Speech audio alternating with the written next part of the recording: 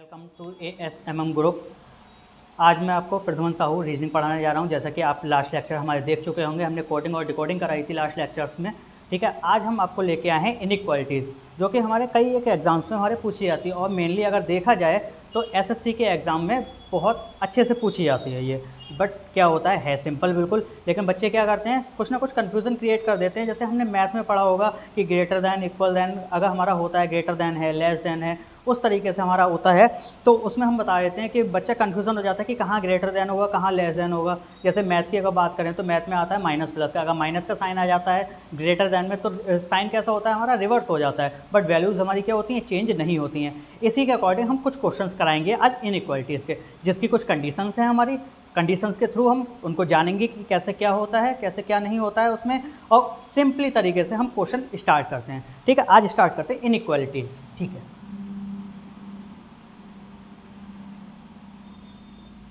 Inequalities. ठीक है, बात करते हैं इनकी कंडीशंस की। कंडीशंस इनकी क्या क्या होती हैं, मेन पहले कंडीशन की बात करते हैं। कंडीशंस की बात करते हैं। ठीक, फर्स्ट कंडीशन जो हमारी होती है, अगर कंडीशंस में देखा जाए, अगर हम कंडीशंस की बात करें कि greater than and equal than का होता है, अगर सिंपली हम ए और बी को ले लेते हैं फॉर एग्जांपल, अगर हम एग्जांपल फॉर पर्सन ले लेते हैं ए एंड बी, यानी कि बी, बात करते हैं ए और बी की, यानी कि ए हमारा क्या है, यहाँ पे सब्जेक्ट है, और बी क्या है हमारा, यहाँ पे ऑब्जेक्ट। ठीक है, बात करते हैं सब्जेक्ट एंड ऑब्जेक्ट के अकॉर्डिंग हम निकालेंगे इसको। ठीक है, पहला जो हमारा स्टेटमेंट कंडीशन का होता है, अगर बोल रहा है वो पहले स्टेटमेंट में A is greater than B, greater than B, तो इसकी हमारी कंडीशन क्या बनेगी। सिंपली नॉर्मल सभी को पता होता है कि इसकी कंडीशन क्या बनेगी, A is greater than B, condition हमारी यही सेम बनेगी। ठीक है, condition A is greater than B, clear है। देन सेकंड जो कंडीशन आती है, सेकंड कंडीशन की बात करें, A is less than B. ठीक है, A is less than B की बात करें अगर, तो A is less than B कैसा होगा हमारा, ए जो होगा वो लेस देन होगा बी से, यानी कि ए क्या होगा, छोटा होगा, यानी कि सब्जेक्ट हमारा कैसा होगा, छोटा होगा, किससे, ऑब्जेक्ट से। बात करते हैं अगर सब्जेक्ट और ऑब्जेक्ट को लेकर चल रहे हैं तो हमारा सब्जेक्ट कैसा होगा, सब्जेक्ट छोटा होगा, किससे, ऑब्जेक्ट से छोटा होगा। देन इसकी जो थर्ड कंडीशन आती है, third condition, A is smaller than B, smaller than B, यानी कि अगर इसकी बात करें कि A is smaller than B, तो कंडीशन क्या होगी, अगर लेस देन बोला है तो लेस देन में भी हमारा क्या आएगा, लेस देन का साइन आएगा। ठीक है, अगर स्मॉलर देन बोल रहा है तो A is smaller than B, यानी कंडीशन फुलफिल हो गई हमारी, यानी कि ए इज लेस देन और स्मॉलर देन की कंडीशन दोनों कैसी आ रही हैं, सेम आ रही हैं। ठीक है, अगर हम बात करते हैं यहाँ पे अगर हम बात करते हैं, बोल रहा है कि a is less then b, condition directly बोल रहा है a is less then b की।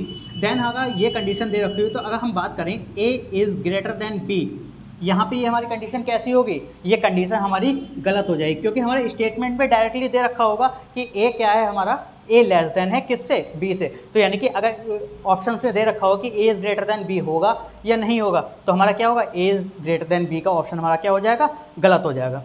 ठीक, ऐसे ही इसमें बात करते हैं a is smaller than B, अगर a स्मॉलर देन बी है तो a is greater than b की जो कंडीशंस होगी वो हमारी कैसी हो जाएगी, यहाँ पे गलत हो जाएगी।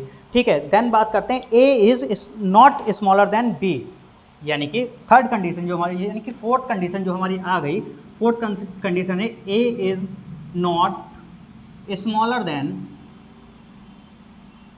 b, a is not smaller than b, यानी कि हमने बात कर ली a और b को लिख लें हम, यानी कि a और b, ये कंडीशन हमारी आ गई सब्जेक्ट एंड ऑब्जेक्ट की। ठीक है, बोल रहा है इज़ नॉट स्मॉलर देन, यानी कि स्मॉलर देन का साइन हमारा ये नहीं आएगा। ठीक है, अगर स्मॉलर देन का साइन नहीं आएगा तो किसका साइन आएगा, यहाँ पे डायरेक्टली हमारा ग्रेटर देन का साइन आ जाएगा कि a is greater than b होगा हमारा। क्लियर है बच्चों।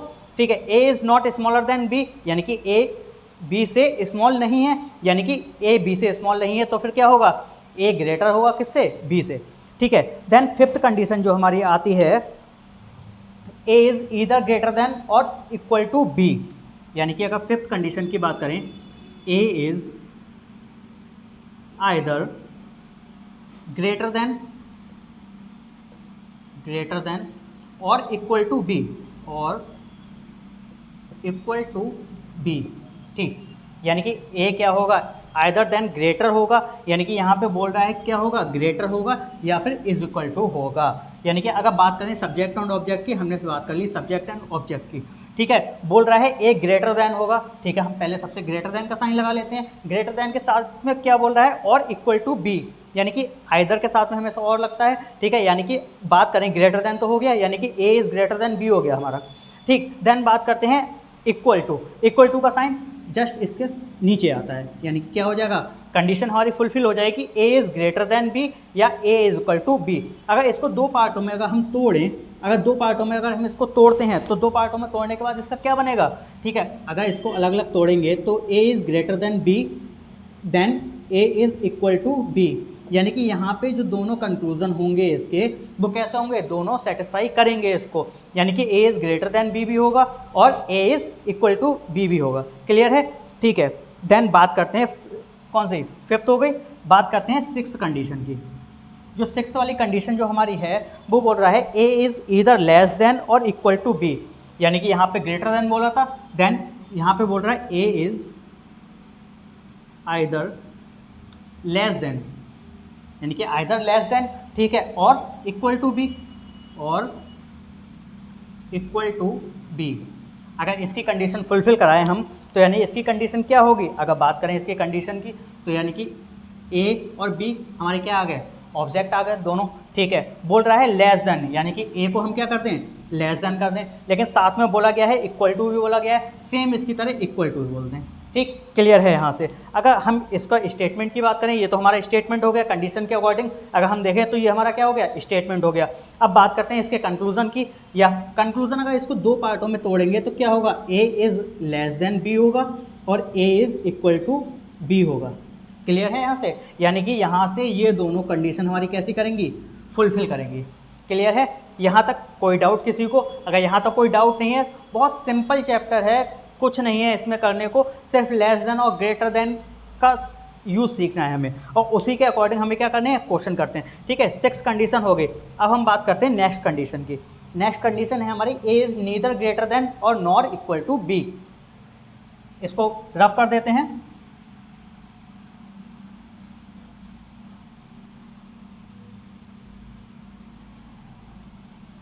ठीक है, देन हमारा 7th जो कंडीशन बोल रहा है, 7th कंडीशन है ए इज नीदर, यानी कि A is neither greater than nor equal to B, nor equal to B. Clear है, यानी कि एक क्या होगा हमारा, ग्रेटर देन नहीं होगा और ना ही इक्वल टू होगा। यानी कि अगर ग्रेटर देन, अगर हम बात करें यहाँ पे ग्रेटर देन क्या होगा, यानी कि अगर बात करें A is greater than B, ये कंडीशन हमारी फुलफिल नहीं कर रही है यहाँ पे। और A is not equal to B, यानी कि A is not equal to B, अगर इसकी बात कर लें तो ये भी कंडीशन हमारी क्या कर रही है, यहाँ पे फुलफिल नहीं कर रही है। अगर ग्रेटर देन नहीं है, इक्वल टू भी नहीं है, तो क्या हो सकता है, यानी कि एक साइन और बचता है हमारा, ए इज लेस देन बी। ठीक है, क्लियर है। देखो नेदर ग्रेटर देन, यानी कि ग्रेटर देन भी नहीं होगा, ठीक है, इज इक्वल टू भी नहीं होगा, तो सिर्फ और सिर्फ क्या बचा हमारे पास, ए इज लेस देन बी, यानी कि A is less than B. बिल्कुल ठीक है। देन नेक्स्ट कंडीशन की बात कर लेते हैं। नेक्स्ट कंडीशन हमारी बोल रहा है A is neither greater than and smaller than B, बोल रहा है। ये कौन सी कंडीशन थी, 7th कंडीशन थी, ठीक है, इसको 7th कर लेते हैं, 7। देन हमारी 8th जो कंडीशन थी, ए इज नाइदर, ठीक है, ग्रेटर देन, यानी कि neither greater than and equal to B, यही बात कर रहा है, यानी कि A is neither greater than and equal to B. ठीक है, नाइदर ग्रेटर देन, अगर हम इसकी कंडीशन की बात कर लेते हैं, ए इज ग्रेटर देन नहीं है किससे, बी से, अगर ग्रेटर देन नहीं है बी से तो क्या होगा, लेस देन होगा। ठीक है, यहाँ पे बोल रहा है एंड इक्वल टू बी, यानी कि A is equal to B के बोल रहा है। ठीक है, कंडीशन देख लेना, यहाँ पे पहले में बोला गया नाइदर ग्रेटर देन, यानी कि पहले में मना कर दिया कि ए ग्रेटर देन हमारा नहीं होगा। अगर ग्रेटर देन नहीं होगा तो हमारा क्या होगा, सिर्फ और सिर्फ स्मॉलर देन होगा। एंड लगा के उसने बोल दिया कि किसके बराबर होगा, इज इक्वल टू के बराबर होगा, यानी कि ए और बी हमारे कैसे होंगे, एक दूसरे के इक्वल होंगे। तो यानी कि यहाँ से हमारी ये कंडीशन कैसे करेगी, फुलफिल करेगी। तो यानी कि अगर इसको मर्ज किया जाए, अगर इसकी कंडीशन देखा जाए तो दो कंडीशन बन रही है, A is less than B बन रहा है और A is equal to B बन रहा है, यही दो कंडीशन बन रही है। अब इन दोनों को अगर मर्ज करके लिखा जाए, सिंपल मर्ज करके लिखेंगे तो क्या होगा, A is less than and equal to B, ये हमारा क्या होगा, इसके कंडीशन का फॉलो कर जाएगा। ठीक है, देन बात करते हैं नेक्स्ट कंडीशन की। नेक्स्ट हमारी कंडीशन कौन सी है, नेक्स्ट कंडीशन है हमारी A is neither greater than and smaller than B. Next बोल रहा है एट्थ कंडीशन हमारी जो है, seventh eighth ninth condition, sorry ninth condition है A is neither greater than nor smaller than B, nor smaller than B, इसकी बात कर रहा है। यानी कि ए जो हमारा है वो क्या है, अगर हम ए की बात करें, ए इज ग्रेटर देन नहीं है, ग्रेटर देन नहीं है तो क्या होगा, लेस देन होगा।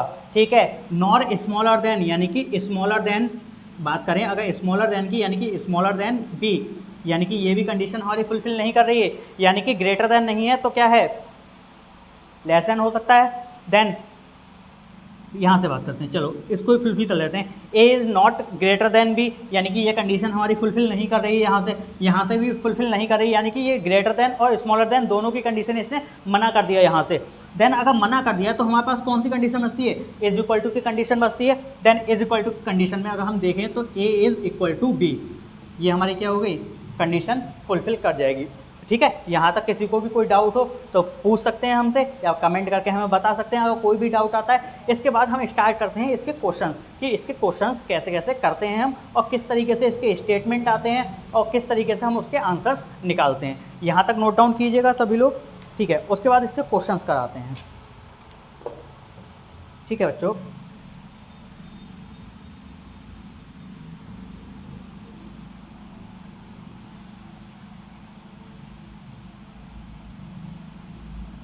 यानी कि यहाँ पर हमारी सारी कंडीशंस कैसे हो गई, फुलफिल हो चुकी हैं सारी कंडीशंस। उम्मीद है कि आप लोगों को समझ में आ चुकी होंगी। देन टाइप फर्स्ट के हम क्वेश्चन क्या करते हैं, यहाँ से स्टार्ट करते हैं। यानी कि अगर हम बात करें टाइप फर्स्ट के क्वेश्चंस की, यानी कि टाइप फर्स्ट यानी कि क्वेश्चंस की बात करते हैं, टाइप फर्स्ट के क्वेश्चंस की। ठीक है, पहला स्टेटमेंट हमें दे रखा है, डायरेक्टली हम स्टेटमेंट के अकॉर्डिंग क्वेश्चन करेंगे।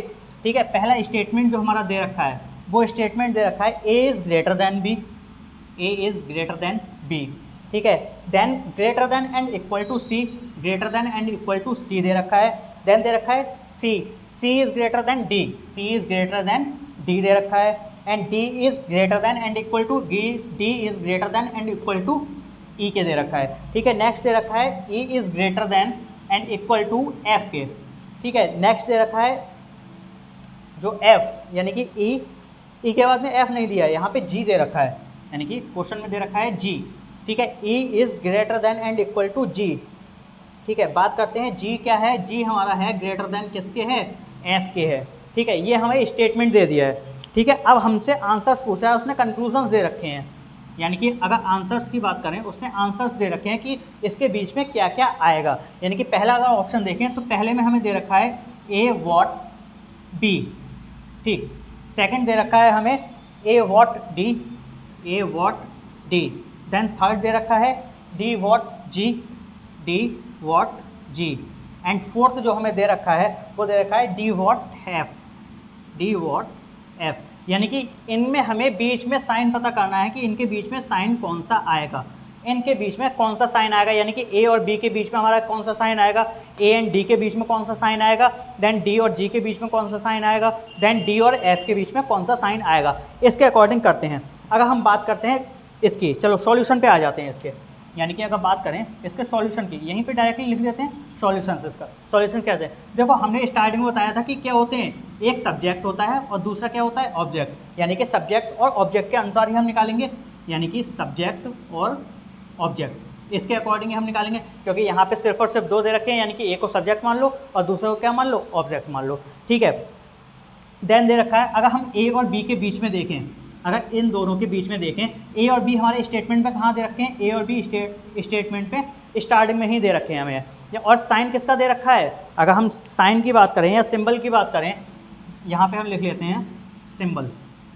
सिंबल हमें कौन सा दे रखा है, ए और बी के बीच में ग्रेटर देन का, यानी कि सिंबल क्या दे रखा है, ग्रेटर देन का, ठीक है। यानी कि सिंपली बच्चे आंसर निकाल लेंगे कि यहाँ से ए और बी का बीच में दे रखा है तो ग्रेटर देन दे रखा है, तो यहाँ पे भी आंसर क्या हो जाएगा, जो इसका आंसर आएगा वो A is greater than B आ जाएगा, यानी कि ये आंसर हमारा क्या हो जाएगा, सही हो जाएगा। यानी ए और बीच में क्या आएगा, ग्रेटर देन आ जाएगा, यानी कि ए हमारा क्या होगा, ग्रेटर देन होगा किससे, बी से। देन बात करते हैं ए और डी के बीच की बात, ठीक है। ए यहाँ पे ए सब्जेक्ट दे रखा है और डी क्या दे रखा है, ऑब्जेक्ट दे रखा है, ठीक। अब देखते हैं ए और डी कहाँ से कहाँ तक आ रहा है, इसको कट कर देते हैं। ए से लेके डी तक हमारा देख रहे हैं, इसके बीच में कौन कौन से सिंबल्स आ रहे हैं, ठीक है। यहाँ पे तो सिंगल सिंबल था, यानी कि सिंगल सिंबल यानी कि ग्रेटर देन था, तो हमने डायरेक्टली आंसर निकाल दिया था कि A is greater than B होगा, ठीक है। अब बात करते हैं ए और डी की बात, यहाँ पे तो दो से ज़्यादा सिंबल्स आ रहे हैं हमारे, ठीक है। तो यानी कि यहाँ पे सिंबल्स देखते हैं, पहले ए और बी के बीच में कौन सा सिंबल आ रहा है, ग्रेटर देन का सिंबल आ रहा है, ठीक। देन कौन सा आ रहा है, greater than and equal to का, greater than and equal to का सिंबल आ रहा है। देन जो थर्ड आ रहा है सी और डी के बीच में हमारा क्या आ रहा है, फिर से ग्रेटर देन का सिंबल आ रहा है, यानी कि अगर हम सिंबल की बात करें तो यहाँ पे तीन सिंबल्स हमारे क्रिएट हो रहे हैं, यानी कि आ रहे हैं greater than equal to and फिर से ग्रेटर देन, ठीक है। अब बच्चे यहाँ पे कन्फ्यूजन हो जाएंगे कि हम यहाँ पे क्या लगाएं, यहाँ पे तीन सिंबल्स आ गए, हम यहाँ पे सिंबल्स कौन से लगाएं, या कौन सा हमारा ऑप्शन सही होगा, या कौन सा आंसर आएगा, यानी कि क्वेश्चन मार्क की जगह पे हमारा क्या आएगा, ठीक। बात करते हैं, बात कर रहे हैं ए और डी की, ठीक है। इसके लिए एक कंडीशन नोट कीजिएगा, यानी कि एक कंडीशंस होती है, यानी कि हम नोट करके लिख लेते हैं, नोट की इसकी कंडीशंस होती है, या नोट करके लिख लेते हैं कॉमन सिंबल, यानी कि जो इनमें से कॉमन सिंबल आएगा हमारा वही क्या होगा, आंसर होगा। यानी कि अगर बात करें common symbol will be answer, ठीक है। Common symbol will be answer, यानी कि बात करें, यानी एक से ज़्यादा है, दो नहीं है, यानी कि अमोंग आ जाएगा, कॉमन सिंबल अमोंग विल भी आंसर होगा हमारा, ठीक है। यानी कि स्टेटमेंट में जो भी दे रखा होगा कॉमन सिंबल, हमारा जो कॉमन सिंबल्स आएंगे हम उसको आंसर उठा के रख देंगे। अब यहाँ पे देखते हैं कॉमन सिंबल कौन सा रहा है, यहाँ पे क्या है, ग्रेटर देन है, ठीक। यहाँ पे ग्रेटर देन इक्वल टू का अगर देखें, अगर इसको तोड़ा जाए तो greater than and equal to में टूटेगा, ठीक है। यानी कि पहला तो ग्रेटर देन हो गया, फिर दूसरा हो गया greater than and equal to, ठीक। देन आ गया हमारा फिर से ग्रेटर देन, यानी कि अगर कॉमन सिंबल इसमें देखें तो सबसे ज़्यादा कॉमन सिंबल कौन सा आ रहा है, ग्रेटर देन का आ रहा है, ठीक है। अगर ग्रेटर देन का आ रहा है तो आंसर भी हमारा क्या हो जाएगा, ग्रेटर देन का सिंबल आ जाएगा। क्लियर है यहाँ तक बच्चों, ठीक है। देन नेक्स्ट करते हैं, नेक्स्ट में हमारा दे रखा है डी और जी का, डी और जी के बीच में दे रखा है, डी और जी के बीच में कौन सा आएगा, इसको फिर से कट कर लेते हैं, यानी कि डी और जी के बीच में आ रहा है, यानी कि यहाँ पे हमारे दो सिंबल्स आ रहे हैं, यानी कि हमने जैसा का नोट करके लिखवाया है कि कॉमन सिंबल क्या होगा हमारा, डायरेक्टली आंसर हो जाएगा। अगर डी और जी के बीच में देखेंगे स्टेटमेंट के अनुसार तो डी और जी में क्या आ जाएगा, यानी कि डी और जी, यहाँ पे क्या आएगा, greater than and equal to, greater than and equal to, ठीक है। इनको मर्ज करके अगर लिखेंगे तो D is greater than and equal to G, यही क्या होगा, हमारा आंसर हो जाएगा यहाँ पे। क्लियर है बच्चों, ठीक है। देन डी और एफ का देखते हैं, डी और एफ का, यानी कि डी और एफ के बीच में कौन सा आएगा, डी और एफ के बीच में कौन सा आएगा। यानी कि अगर सिंबल्स की बात करें तो हमारे सिंबल्स यहाँ पे कौन कौन से आ रहे हैं, पहला आ रहा है हमारा greater than and equal to, greater than and equal to, second भी हमारा greater than and equal to आ रहा है, ठीक है। देन थर्ड आ रहा है हमारा ग्रेटर देन, यानी कि अगर इन तीनों में से कॉमन देखेंगे कि कॉमन सिंबल कौन सा है तो सिर्फ और सिर्फ डायरेक्टली देखने से पता चल रहा है कॉमन सिंबल क्या आ रहा है, इसमें ग्रेटर देन आ रहा है। देन आंसर क्या हो जाएगा इसका, हमारा डी और एफ के बीच में पूछा गया है और ग्रेटर देन हमारा आंसर हो जाएगा, यही क्या होगा बच्चों, आंसर हो जाएगा। क्लियर है यहाँ तक, यहाँ तक अगर कोई भी डाउट हो बच्चों तो क्लियर कर सकते हैं। सिर्फ और सिर्फ इसमें देखते हैं अगर दो से ज़्यादा हमारे स्टेटमेंट में सिंबल्स आ जाते हैं तो जो कॉमन सिंबल होता है हमारा, जो कॉमन सिंबल होता है हम उसी को आंसर लिख देते हैं। यानी कि सिंपल हमने पहले में देखा कि ए और बी के बीच में सिर्फ सिंगल सिंबल आ रहा था हमारा, यानी कि ग्रेटर देन का आ रहा था, ठीक है। ग्रेटर देन का आ रहा तो हमने सिंपल आंसर निकाल दिया कि ग्रेटर देन हमारा आंसर होगा, यानी कि A is greater than B होगा। देन ए और डी के बीच में देखा तीन सिंबल्स आ रहे थे, इनमें से जो कॉमन हमारा सिंबल आएगा हम उसके अनुसार क्वेश्चन कर देंगे, यानी कि आंसर निकल आएगा हमारा। ठीक है, यहाँ तक नोट कर लीजिएगा। ठीक है, हम नेक्स्ट क्वेश्चन की तरफ चलते हैं। नेक्स्ट क्वेश्चन हमारा जो है उसको देखते हैं हम। ये नोट बहुत अच्छे से ध्यान कर लीजिएगा, इसी के अकॉर्डिंग हमारे सारे के सारे आंसर्स होंगे। यानी कि चलो इसको बात कर लेते हैं, दूसरे स्टेटमेंट की बात करते हैं। ठीक है, दूसरा स्टेटमेंट हमारा दे रखा है A is greater than B, A is greater than B और B is greater than and equal to C. ठीक है, C is less than D, C is less than D. ठीक है, D is greater than and equal to, D is greater than equal to F. ठीक है, और F is D नहीं sorry E है यहाँ पे, ठीक ई। ठीक है, ए के बाद में ई जो हमारा है E is less than and equal to किसके है, एफ के है। और जो एफ दे रखा है F is greater than and equal to G के। ठीक, और जी हमारा क्या है, G is greater than I. लाइनें ऊपर नीचे भाग रही हैं, कोई कन्फ्यूज़न नहीं है, बस समझ में आना चाहिए। ठीक है, अगर कोई भी कन्फ्यूज़न होता है तो आप हमें कमेंट करके बता सकते हैं। अगर सेशन अच्छा लग रहा हो तो आप हमें लाइक कीजिएगा एंड चैनल को सब्सक्राइब कीजिएगा। ठीक है, अब इसका हमारा स्टेटमेंट दे रखा है, नेक्स्ट स्टेटमेंट दे रखा है। अब इसके कंक्लूजन्स उसने दे रखे हैं, यानी कि अगर हम बात करें इसके कंक्लूजन्स दे रखे हैं। कंक्लूजन्स क्या क्या दे रखे हैं, वही सिंपल हमसे पूछा है कि क्या क्या निकालना है इसमें। ठीक है, पहला जो हमारा पूछा है ए वॉट सी। ठीक है, सेकंड पूछा है A what D, A what D. Then third जो हमारा पूछा है, थर्ड पूछा है हमारा सी वॉट एफ, यानी कि सी और एफ के बीच में पूछा है हमसे। ठीक है, देन फोर्थ हमारा क्या है F what G. Then F और आई के बीच में पूछा है, एफ और आई के बीच में पूछा है। ठीक है, यानी कि ये हमारे कंक्लूजन दे रखे हैं। ठीक है, इसके बीच में हमें बताना है कौन सा साइन आएगा कौन सा साइन नहीं आएगा। ठीक है, सिंपली बात करते हैं। पहले जैसे सब्जेक्ट ऑब्जेक्ट बताए थे, हमने सब्जेक्ट ऑब्जेक्ट डायरेक्टली नहीं लिख रहे हैं, अब डायरेक्टली हम सिंबल की बात करते हैं कि सिंबल कौन सा आएगा इनके बीच में। ठीक है, अगर हम सिंबल की बात करें ए और सी के बीच में देखें, ए और सी के बीच में पहला सिंबल कौन सा आता है, आ रहा है, यानी कि ग्रेटर देन का आ रहा है। देन सेकंड सिंबल कौन सा आ रहा है, greater than and equal to का। अब इन दोनों हम क्या देखेंगे, पहले इस क्वेश्चन में हमने बताया कि कॉमन सिंबल अगर जो भी होगा वो हमारा क्या हो जाएगा, आंसर हो जाएगा। अगर कॉमन सिंबल की बात करें तो कॉमन सिंबल हमारा यहाँ से क्या हो जाएगा, कॉमन सिंबल हो जाएगा हमारा ग्रेटर देन। ठीक है, ग्रेटर देन हो जाएगा, तो यानी कि ए इज़ ग्रेटर देन सी, ये हमारा क्या हो जाएगा, इसका आंसर हो जाएगा। ठीक है, देन नेक्स्ट बात करते हैं ए और डी के बीच की। ए और डी की अगर बात करें, ए और डी यानी कि ए से लेके डी तक, पहला सिंबल कौन सा आ रहा है हमारा, ग्रेटर देन। दूसरा आ रहा है greater than and equal to का। देन तीसरा हमारा सिंबल कौन सा आ रहा है, सी और डी के बीच में लेस देन का। अब यहाँ पे तो बड़े कन्फ्यूज़न हो गई, यानी कन्फ्यूज़न कैसे हो गई, पहले तो हमारे जो कॉमन सिंबल आ रहे थे वो एक ही तरफ आ रहे थे, बट यहाँ पे क्या हुआ, यहाँ पे पहला ग्रेटर देन आ गया, फिर greater than and equal to आ गया, यहाँ जस्ट अपोजिट आ गया, क्या आ गया, लेस देन आ गया।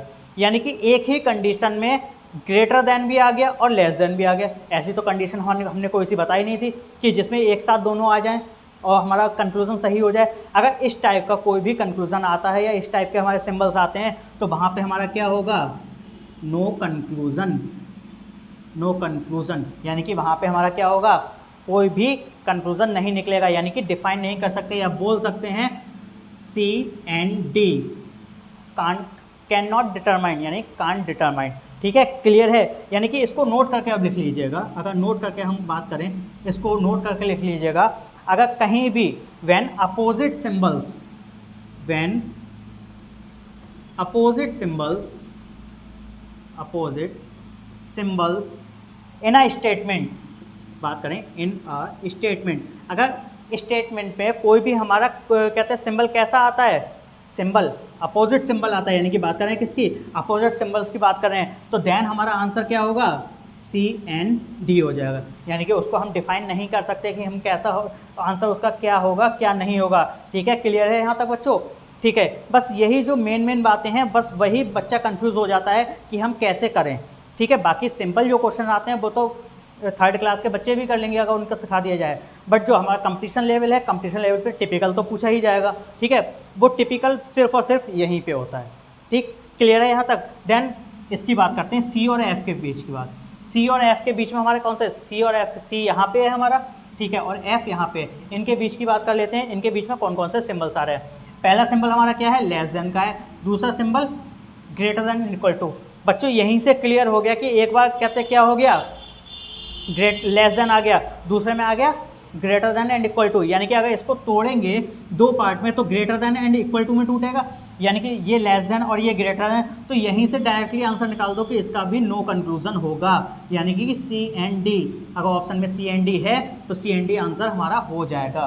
क्लियर है यहाँ तक? ठीक है, बात करते हैं एफ और जी की, यानी कि एफ और जी की, यानी कि एफ कहाँ पे हमारा, एफ यहाँ बैठा हुआ और जी, यानी यहाँ तो डायरेक्टली सिंबल पता चल रहा है कि एक ही सिंबल आ रहा है, जैसा हमने फर्स्ट क्वेश्चन में किया था कि सिंबल ए और बी के बीच में आ रहा था, वही हमारा क्या आ रहा है यहाँ पे। अगर बात करें तो greater less than and equal to का सिंबल आ रहा है सिंगल, तो हमारा आंसर भी क्या हो जाएगा इसका। अगर हम आंसर की बात करें तो आंसर इसका क्या होगा, आंसर इसका हो जाएगा, एफ की बात कर रहा है, F is less than and equal to G के, यही क्या होगा हमारा इसका आंसर हो जाएगा। ठीक है, अब बात करते हैं एफ और आई के बीच की बात करते हैं, एफ और आई, यानी कि एफ हमारा यहाँ पे है, आई यहाँ पे है, इन दोनों सिंबल्स की बात करते हैं। इसमें पहला सिंबल आ रहा है less than and equal to का, दूसरा सिंबल आ रहा है ग्रेटर देन का, इन दोनों सिंबल आ रहे हैं, दोनों सिंबल अपोजिट हो गए। अगर अपोजिट हो गए तो अपोजिट होने का मतलब क्या है, वहाँ पे क्या हो जाएगा, नो कंक्लूजन।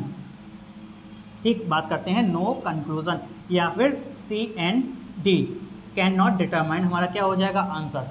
यहाँ तक अगर बच्चों आपको कोई भी कन्फ्यूज़न है, ये दो नोट्स हमने जो लिखवाए हैं, नोट करके दोनों, एक पहले क्वेश्चन में और दूसरे क्वेश्चन में लिखवाया है, इसके रिगार्डिंग ही क्वेश्चन हमारे आते हैं, और बच्चा हमारा क्या करता है, कंफ्यूज हो जाता है कि अगर डबल सिंबल आ गए।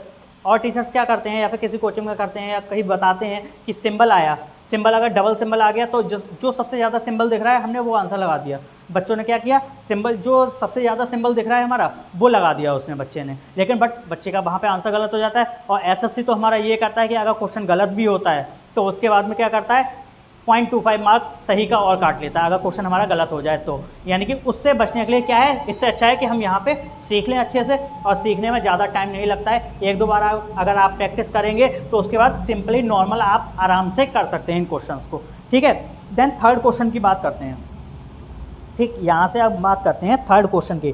थर्ड हमारा क्वेश्चन कौन सा होगा, थर्ड क्वेश्चन है मर्ज वाला, यानी कि अपोजिट सिंबल्स का कर लिया, कॉमन सिंबल्स का कर लिया हमने। अब बात करते हैं किसकी, मर्ज करने की। मर्ज हम कैसे करेंगे, ठीक है।